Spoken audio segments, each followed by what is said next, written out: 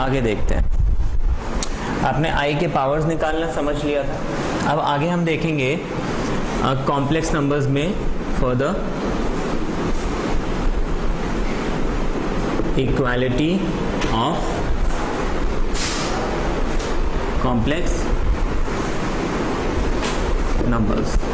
दो complex numbers कब equal होंगे, ठीक है ना। अब आपने कॉम्प्लेक्स नंबर्स का कॉन्सेप्ट तो समझ लिया कि कॉम्प्लेक्स नंबर क्या होता है ना। आपने देखा था कि कॉम्प्लेक्स नंबर को हम z से रिप्रेजेंट करते हैं और इस कॉम्प्लेक्स नंबर को हम a प्लस आई बी के फॉर्म में लिखते हैं, जहां पे a और b क्या है, आर रियल नंबर्स। a और b क्या है, ये दोनों के दोनों रियल नंबर्स है और i है यहाँ पे इमेजिनरी यूनिट, है ना। i इज इमेजिनरी यूनिट जिसकी वैल्यू है √-1। यहाँ पे ये जो z is equal to a plus I B हमने लिखा हुआ है, इसमें a को हम बोलते हैं रियल पार्ट और इसको हम ऐसे लिखते हैं REZ और इसको हम रीड करते हैं रियल पार्ट ऑफ z, ठीक है। ये जो b है इसको हम इमेजिनरी पार्ट बोलते हैं और इसको लिखते हैं IMZ, इसको हम बोलते हैं इमेजिनरी पार्ट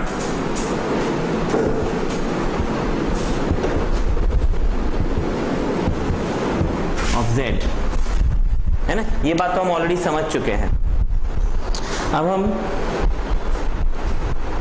इसके बेसिस पे इक्वालिटी बताएंगे।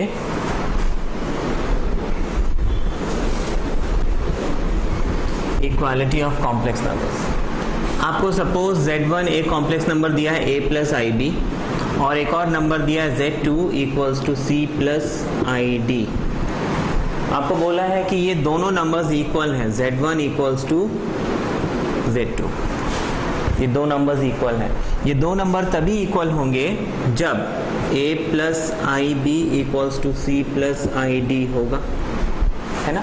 और ये तभी पॉसिबल है जब ये a और ये c आपस में मैच करने चाहिए और ये b और ये d आपस में मैच करने चाहिए, है ना। मतलब रियल नंबर या फिर रियल पार्ट इक्वल हो, इमेजिनरी पार्ट इक्वल हो, अदरवाइज ये कभी इक्वल नहीं हो सकते, ठीक है ना। अगर मैंने 3 प्लस 4i लिखा equals to a plus I B लिखा तो ये ज़रूरी है कि a की वैल्यू 3 होनी चाहिए और b की वैल्यू 4 होनी चाहिए। अगर ये नहीं है, ये ट्रू नहीं है, b की वैल्यू मान लीजिए b इज इक्वल टू 3 है या कोई भी दूसरी वैल्यू है, ये इक्वल हम नहीं कर सकते, है ना। दो कॉम्प्लेक्स नंबर्स कभी भी इक्वल नहीं होंगे अगर उसके सेपरेटली रियल पार्ट और इमेजिनरी पार्ट इक्वल नहीं है, ठीक है। ये बात समझ में आ गई। अब हम इस कॉम्प्लेक्स नंबर के अलजेब्रा, इसमें एडिशन सब्ट्रैक्शन कैसे होता है उसको देखते हैं। बहुत सिंपल है ये।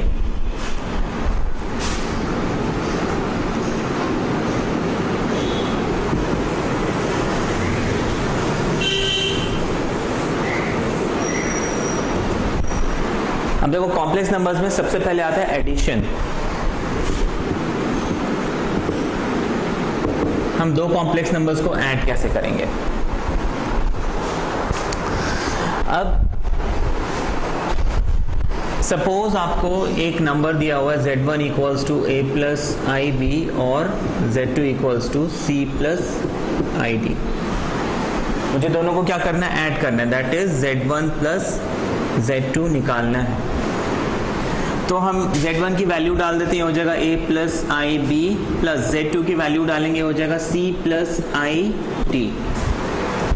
अब छोटी क्लास में हमने जैसे अलजेब्रा में पढ़ा है लाइक टर्म्स टुगेदर, ये हमने पढ़ा है ना। अगर आपको x प्लस वाई को ऐड करना है 2x प्लस 3y से, तो हमने यही पढ़ा है कि x और x आपस में जुड़ेगा, y और y आपस में जुड़ेगा, यही पढ़ा है हमने, है ना। तो वही रूल यहाँ पे अप्लाई होता है।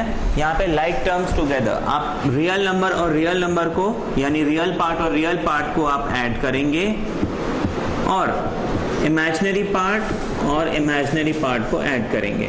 आप यहाँ पे आई कॉमन ले सकते हो, ये आपका आंसर आएगा। ठीक है, इसको अगर आप जैसे रिप्रेजेंट करना भी चाहते हो तो a यहाँ पे क्या है, रियल पार्ट ऑफ z1, आप r e z1 लिख सकते हो। c को आप क्या लिख सकते हो, r e z2 plus i m z1 plus imaginary part of z2। ठीक है, अगर आप करना भी चाहते हो तो एक एग्जांपल देख लीजिए इसमें, हालांकि ये सिंपल है, आपको समझ में आ गया होगा। z1 आपको दिया है 2 प्लस 3i और z2 आपको दिया है 5 प्लस 6i। आपको बोला है दोनों को ऐड करो। आप z1 प्लस z2 को लिखोगे 2 plus 3i plus 5 plus 6i is equal to, आप 2 प्लस 5 लिखोगे, 3i प्लस 6i लिखोगे, 2 plus 5 is 7 and 3 and 6 is 9। ये हमारा आंसर आ गया। सिंपल है ना।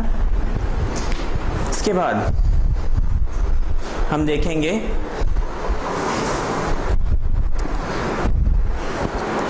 ये तो क्लियर हो गया, नोट कर लिया इसे।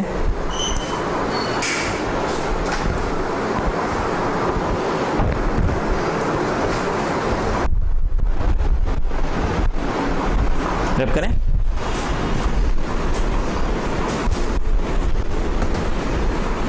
हम इसी में देखेंगे सब्ट्रैक्शन।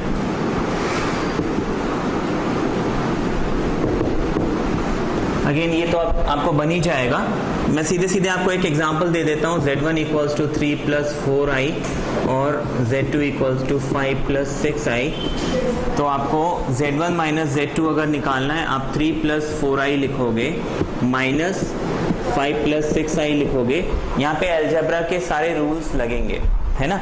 जैसे ये 3 प्लस 4i तो एज इट इज रहेगा, लेकिन इसके आगे माइनस साइन आ गया तो माइनस माइनस प्लस माइनस, है ना। ये रूल्स जो साइन के रूल्स हैं अलजेब्रा के, वो सारे के सारे यहाँ अप्लाई होंगे। अब आप इसको सिंप्लीफाई कर लीजिए।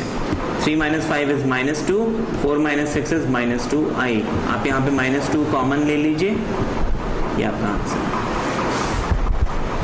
इजी है। आगे हम देखते हैं मल्टीप्लिकेशन।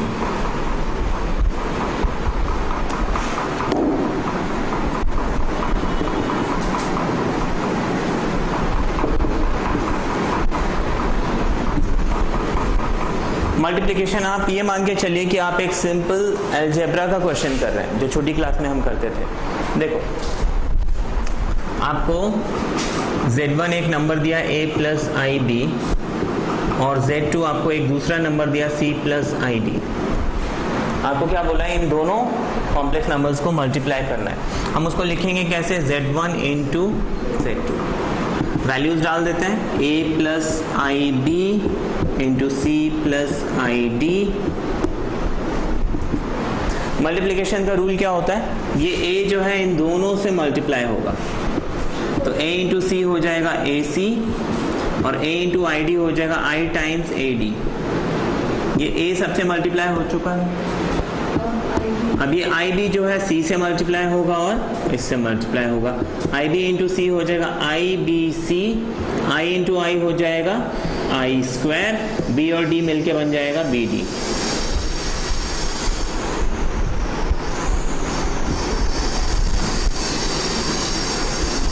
ये हो गया।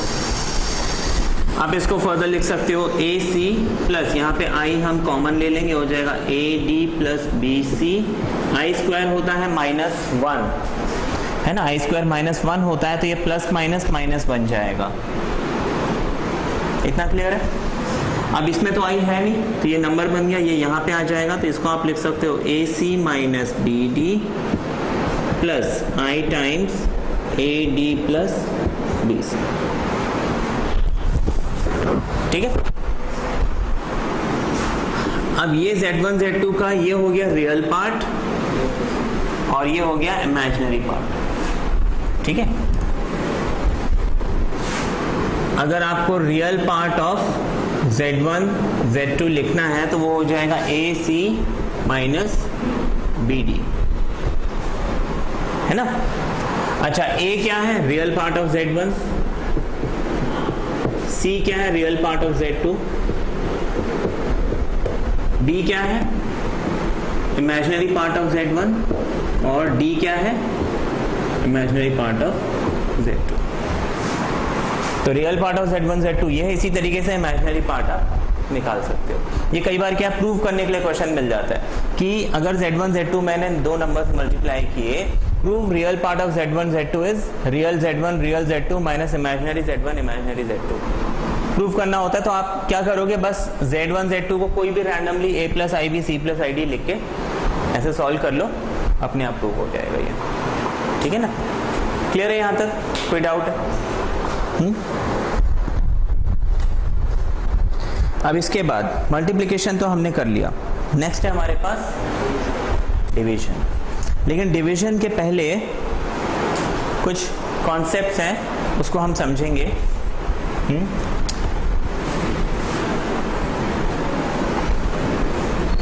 अब आपने जैसे दो चीजें हैं यहाँ पे, एडिटिव इनवर्स और दूसरा है मल्टीप्लिकेटिव इनवर्स। ये कभी सुना पढ़ा है, मालूम? देखो पहले हम एडिटिव इनवर्स को समझते हैं। अब एडिटिव इनवर्स क्या होता है, यहां पे जीरो जो है इसको हम बोलते हैं एडिटिव आइडेंटिटी। एडिटिव आइडेंटिटी, इस इनवर्स में हम अभी थोड़ी देर में आएंगे। अब देखो एडिटिव आइडेंटिटी क्या होता है, कोई भी नंबर ले लीजिए आप, उसमें आप जीरो को ऐड करो, क्या वो अपनी आइडेंटिटी लूज करता है? नहीं, इसलिए हम बोलते हैं जीरो को आइडेंटिटी, है ना। तो क्यों? क्योंकि देखो जीरो में आप कोई भी चीज ऐड करो वो अपनी आइडेंटिटी लूज नहीं करेगा, वो एज इट इज रहेगा। क्लियर है? अब इनवर्स का क्या मतलब है? इनवर्स का मतलब है मैं इस ए में ऐसा क्या ऐड करूं, इस ए में ऐसा क्या ऐड करूं कि मुझे आइडेंटिटी मिल जाए। तो इस ए में वो जो चीज मैं ऐड करूंगा ना, उसको हम बोलते हैं inverse.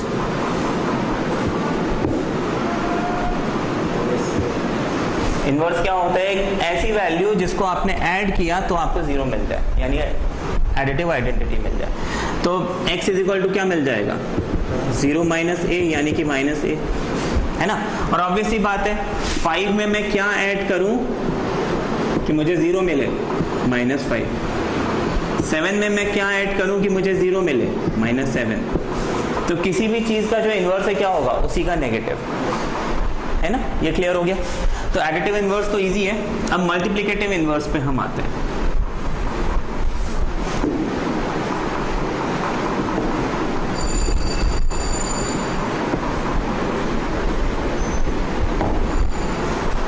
Multiplicative inverse, multiplicative inverse के लिए हम पहले समझते हैं मल्टीप्लिकेटिव आइडेंटिटी।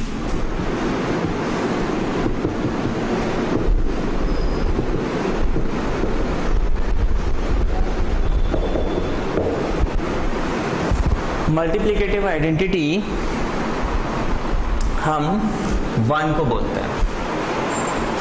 क्यों? क्योंकि आप कोई भी नंबर को अगर आप इस 1 से मल्टीप्लाई करोगे तो वो अपनी आइडेंटिटी लूज करेगा नहीं, है ना। तो इसलिए हम 1 को बोलते हैं मल्टीप्लिकेटिव आइडेंटिटी। तो इनवर्स क्या होना चाहिए? इनवर्स होना चाहिए एक ऐसा नंबर जिससे आपने इसको मल्टीप्लाई किया और आपको आइडेंटिटी यानी 1 मिल जाए।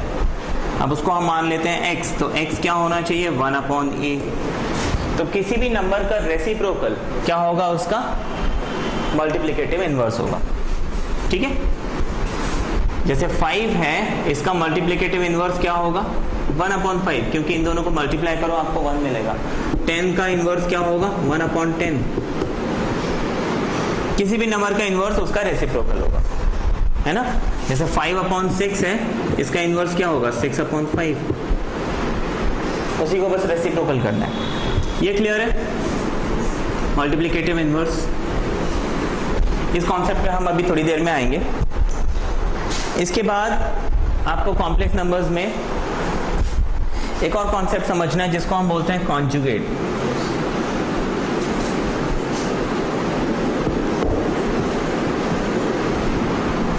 कॉन्जुगेट क्या होता है, ये आप लोग ने जब सर्ड्स चैप्टर किया होगा छोटी क्लास में, 9th में या किसी क्लास में सर्ड्स है ना, तो उसमें आपने देखा होगा कि अगर मुझे इस टाइप का मिलता था √2 प्लस √3, ऐसा कोई क्वेश्चन मिलता था तो हम क्या करते थे?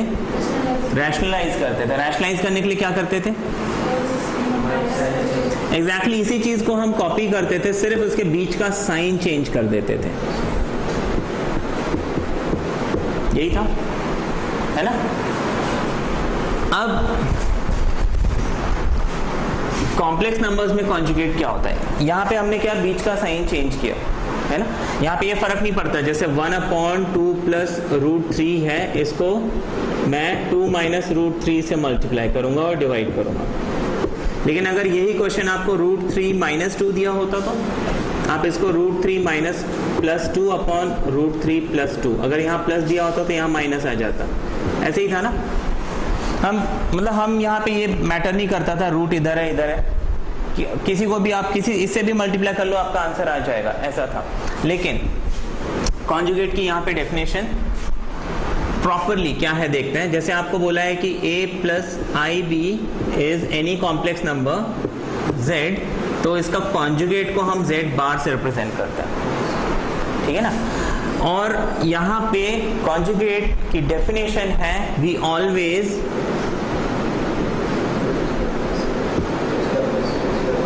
Change the sign of I, है ना? या फिर द इमेजिनरी पार्ट।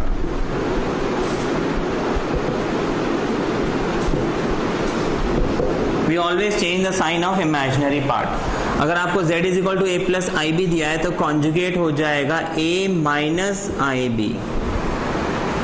आप किसी और का साइन चेंज नहीं कर सकते, यहाँ पे आपको इमेजिनरी पार्ट का ही साइन चेंज करना है, इस बात का आपको ध्यान रखना है। We always change the sign of imaginary part, है ना, जिसमें I है। We always change the sign of imaginary part. जैसे आपको एग्जांपल देते हैं, z is equal to 3 plus 2i दिया हुआ है, तो इसका कॉन्जुगेट क्या हो जाएगा? 3 माइनस 2i। आपको z1 दिया हुआ है -5 प्लस 6i, तो ये हो जाएगा -5 minus 6i and not 5 plus 6i। देखो साइन तो यहाँ पे भी चेंज हो रहा है, लेकिन हमें रियल पार्ट का साइन चेंज नहीं करना है, हमें इमेजिनरी पार्ट का साइन चेंज करना है। इस बात का आपको ध्यान रखना है, ठीक है ना?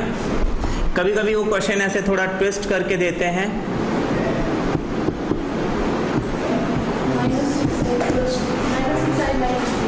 यहाँ पे बहुत लोग क्या करते हैं 6i प्लस 12 लिख देते हैं, जो कि गलत है, क्योंकि रूल क्या कहता है?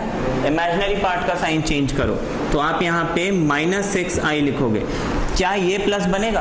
कभी कभी जल्दबाजी में हम इसको भी प्लस बना देते हैं। आपको सिर्फ I का साइन चेंज करना है, बाकी सब जैसा है वैसे ही रहेगा। दिस इज द कॉन्जुगेट, ठीक है? कॉन्जुगेट समझ में आ गया? कोई कंफ्यूजन? आगे देखते हैं।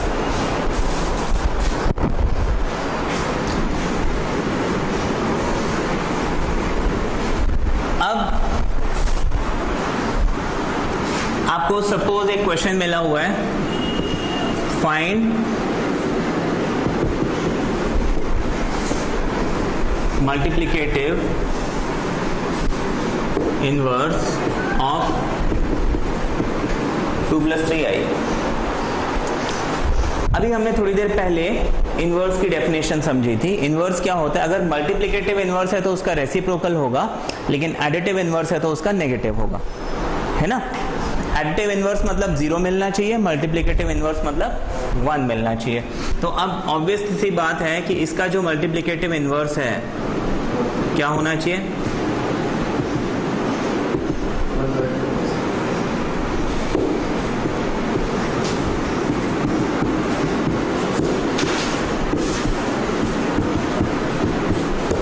ये होना चाहिए, है ना। लेकिन हम आंसर ऐसे नहीं लिखेंगे। आपको कॉम्प्लेक्स नंबर्स में एक बात का ध्यान रखना होता है, वी ऑलवेज एक्सप्रेस इन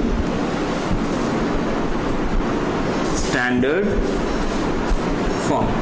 आपको जो आंसर है वो हमेशा स्टैंडर्ड फॉर्म में एक्सप्रेस करना, और स्टैंडर्ड फॉर्म क्या होता है, a प्लस आई बी, मतलब रियल पार्ट अलग, इमेजिनरी पार्ट अलग। अब इसमें रियल और इमेजिनरी अलग तो है नहीं, दोनों मिक्सड अप है, मैं इसको सेपरेट नहीं कर सकता। हाँ, अगर ये 2 प्लस 3i अपॉन समथिंग होता, मैं इसको 2 अपॉन 7 3i अपॉन 7 सेपरेट कर सकता था, लेकिन यहां पे नहीं किया जा सकता। तो इसको हम कैसे कन्वर्ट करेंगे वो देखिए।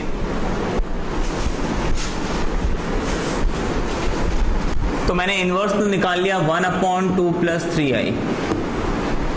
अब इसको स्टैंडर्ड फॉर्म में लाने के लिए हम क्या करेंगे, इसको रैशनलाइज करेंगे, 2 minus 3i upon 2 minus 3i। अब ये तो मल्टीप्लाई हो जाएगा, ये 2 माइनस 3i ही रहेगा। नीचे क्या बनेगा, देखो यहां पे एक चीज ध्यान रखिए, a plus I B, a minus I B. अच्छा, a plus B, a minus B क्या होता है, a plus B, a minus B आपने छोटी क्लास में पढ़ा होगा, a plus B and a minus B क्या होता है, a square minus B square, ये पढ़ा है ना। a plus B, a minus B होता है a square minus B square, ये पढ़ा हुआ है। तो क्या मैं इस a plus I B, a minus I B को a square minus I B का होल स्क्वायर ऐसे लिख सकता हूं? क्या मैं इसको a square plus a square minus I square B square ऐसे लिख सकता हूं? ये स्क्वायर दोनों को अलग अलग मिल जाएगा। आई स्क्वायर क्या होता है, माइनस वन हमने लास्ट क्लास में पढ़ा था। माइनस और माइनस मिलके क्या बन जाएगा, प्लस। तो आप a plus I B, a minus I B को directly a square plus B square ऐसे लिख सकते हो। ये एक फॉर्मूले की तरह आप यूज कर सकते हो। जैसे छोटी क्लास में आपने सोचा होगा कि a square plus B square का फॉर्मूला क्या है, तो उसका फॉर्मूला ये है। छोटी क्लास में शायद इसलिए हमने नहीं पढ़ा क्योंकि उस टाइम हमें ये आई नहीं मालूम था, इमेजिनरी नंबर नहीं मालूम था। ठीक है, अब इस फॉर्मूले को हम यहाँ पे यूज कर लेंगे। तो आपके पास 2 का स्क्वायर प्लस 3 का स्क्वायर लिख सकते हैं ऐसा। इसको आप लिखोगे 2 minus 3i upon 4 plus 9 which is 2 minus 3i upon 4 और 9 कितना होता है। इसको अब मैं सेपरेट कर दूंगा, ये हो जाएगा 2 अपॉन 13 माइनस 3 अपॉन 13i। ये आ गया मेरा आंसर। वेरीफाई करने के लिए आप इसको अगर 2 प्लस 3i से मल्टीप्लाई करोगे आपको आंसर 1 मिलेगा, है ना। वो आप वेरीफाई कर सकते हो। क्लियर है ये, यहाँ पे कोई डाउट? इसके बाद हम देखेंगे डिवीजन। रब करें इसे।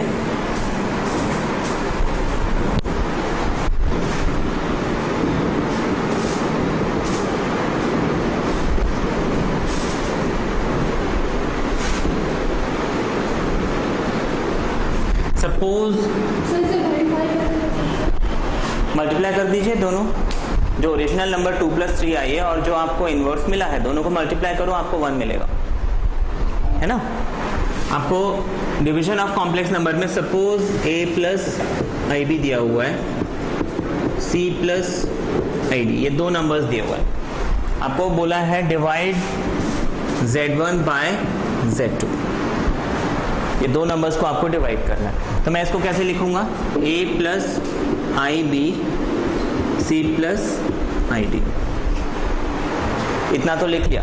लेकिन अभी थोड़ी देर पहले मैंने बताया था हम हमेशा आंसर कैसे लिखते हैं, हम हमेशा आंसर स्टैंडर्ड फॉर्म में लिखते हैं। करेक्ट, हमें आंसर चाहिए स्टैंडर्ड फॉर्म में, लेकिन क्या ये स्टैंडर्ड फॉर्म में है?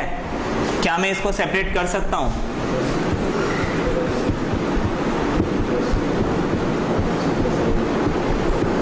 क्या अब ये स्टैंडर्ड फॉर्म में है?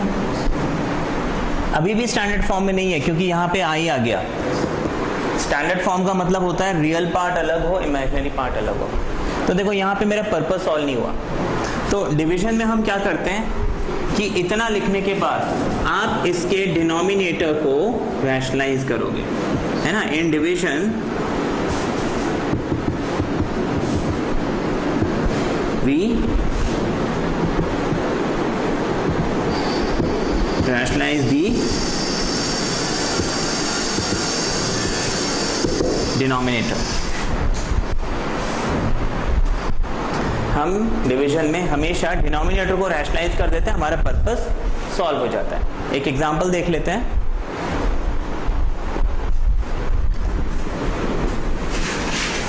सपोज Z1 आपको कोई भी नंबर दिया हुआ है 3 + 4i और Z2 दिया हुआ है 2 + 3i या 2 + 5i। ये दो नंबर्स दिए हैं, आपको इसको डिवाइड करना है। हम लिखेंगे Z1 upon Z2 equals to,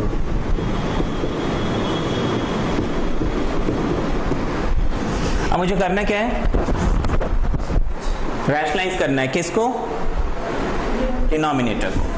तो हम यहाँ पे क्या करेंगे, नेक्स्ट स्टेप में लिखेंगे 3 + 4i अपॉन 2 + 5i इंटू, इसको लिख लेंगे और इसका कॉन्जुगेट लिखेंगे यहाँ पे, है ना। रैशनलाइज में हम हमेशा क्या करते हैं, कॉन्जुगेट को लगाते हैं।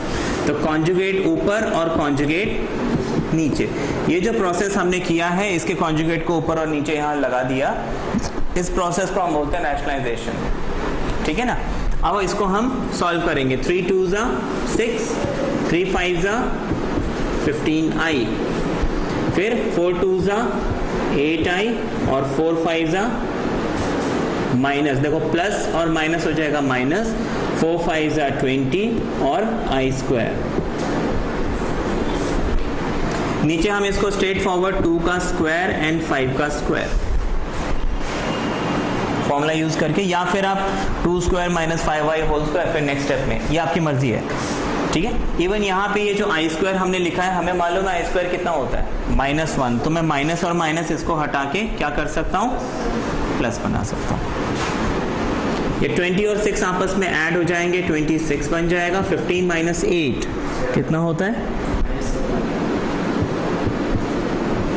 2 का स्क्वायर 4 और ये 25, विच इज 26 - 7i अपॉन 29, ठीक है। तो इसको हम फिर कैसे लिख सकते हैं, सेपरेट करके 26/29 - 7 अपॉन 29, ये आ गया स्टैंडर्ड फॉर्म में आपका आंसर, ठीक है। इजी था, मुश्किल?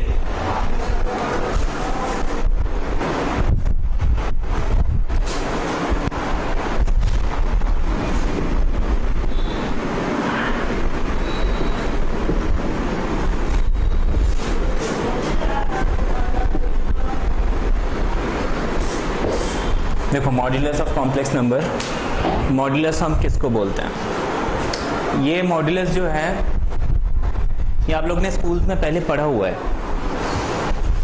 है ना।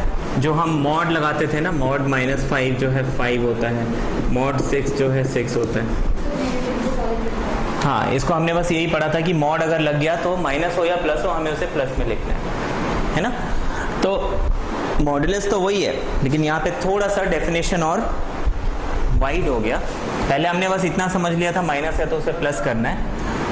आप ये कॉम्प्लेक्स नंबर का मॉड्यूलस पढ़ने के बाद आप रीजनिंग कर पाओगे कि वो हमेशा प्लस क्यों होता है। आपको बोला है एक कॉम्प्लेक्स नंबर z है a + ib, आपको बोला इसका मॉड्यूलस, तो इसके मॉड्यूलस की डेफिनेशन है mod z = √a²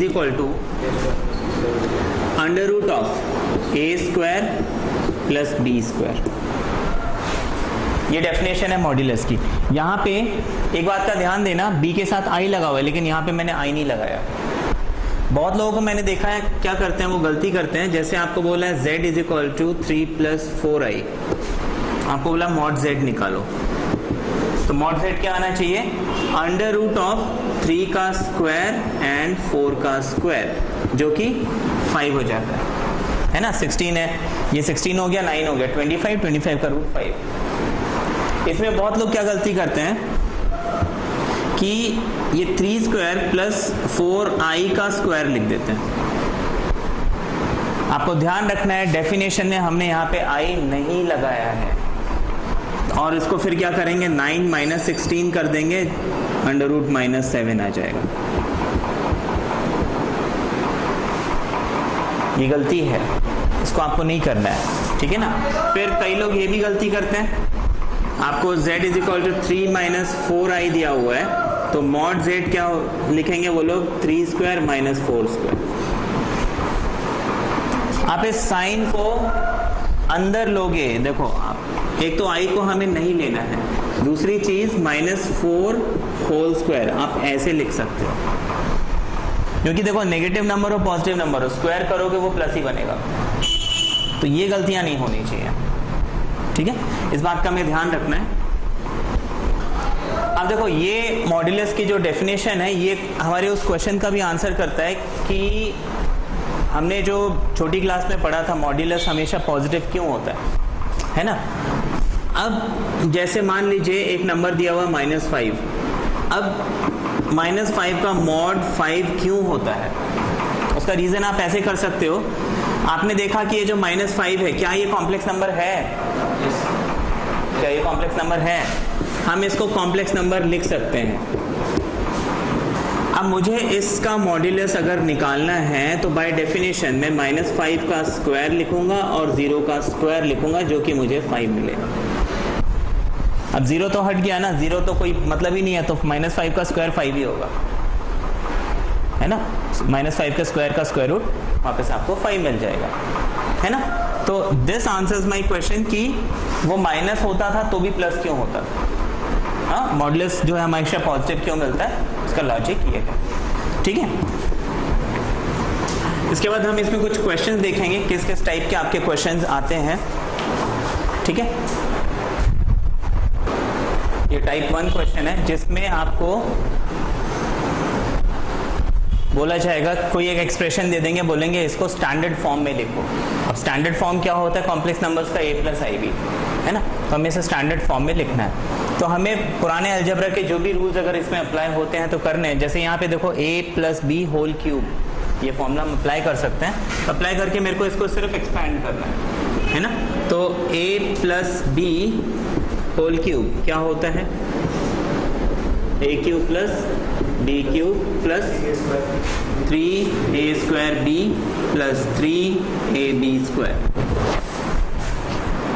वो फॉर्मूला हम यहाँ पे लगा लेते हैं, तो ये हो जाएगा 1/3 का क्यूब प्लस 3i का क्यूब प्लस 3 इंटू 1/3 का स्क्वायर इंटू 3i और 3 इंटू 1/3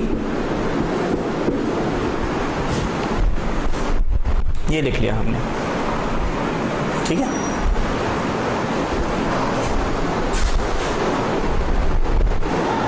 इसके बाद हम क्या करेंगे, इसको सिंप्लीफाई करना और कुछ नहीं करना, बहुत सिंपल क्वेश्चन है ये।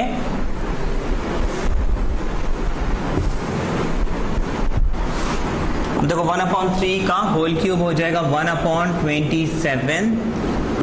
अब 3i का क्यूब, यहां पे थोड़ा टेंशन, 3 का क्यूब हो जाएगा 27 और i का क्यूब, या तो आप इसको ना पहले ऐसे लिख लो 3 क्यूब और i क्यूब।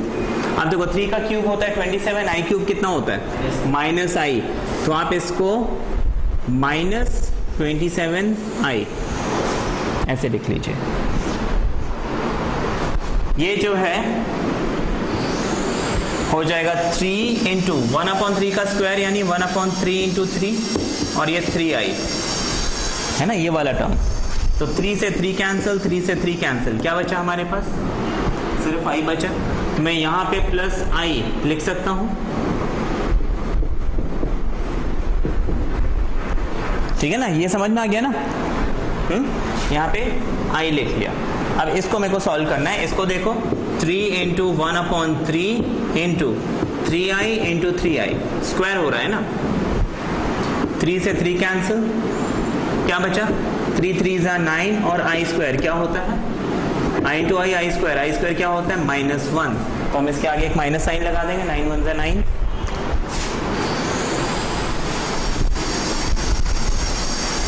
अब मुझे करना क्या है, इस 9 को इधर लेके आना है,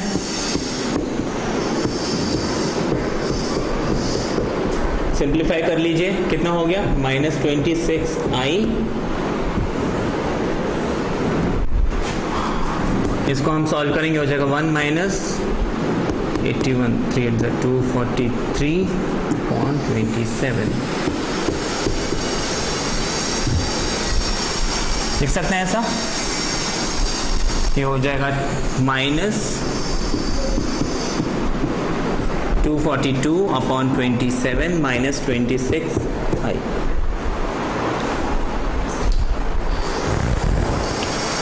ठीक है, ये आपका आंसर है, इजी था।